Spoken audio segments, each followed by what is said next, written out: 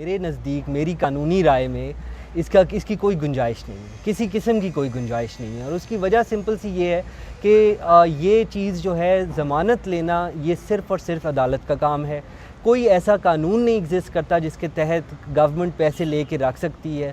اگر تو اس نے ECL پہ رکھنا ہے کسی کو تو ایگزٹ کنٹرول آرڈیننس موجود ہے۔ ایگزٹ کنٹرول آرڈیننس میں ایسی کوئی چیز نہیں ہے جو کہتی ہو کہ حکومت شورٹی لے کے یا بانڈ لے کے یا گارنٹی لے کے کسی کو ایگزٹ کنٹرول لسٹ سے ہٹا سکے۔ اس لیے یہ تو بالکل ہی غیر قانونی ہے۔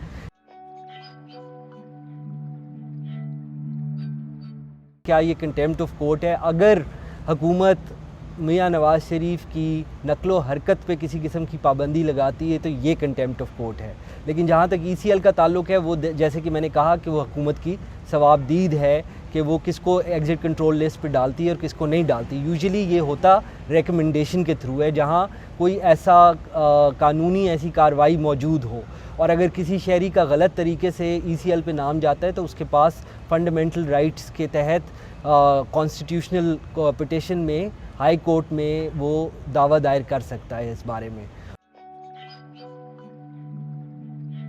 اگر اس کو ضمانت دی گئی ہے، اس کے مچلکے جمع ہیں اور اس کا نام ECL پہ نہیں ہے تو یس وہ کانوکٹ ملک سے باہر بالکل جا سکتا ہے، اور اس پہ کوئی قدغن نہیں ہے قانون میں، انلیس اس کا نام ایگزٹ کنٹرول لسٹ پر ڈال دیا گیا ہو۔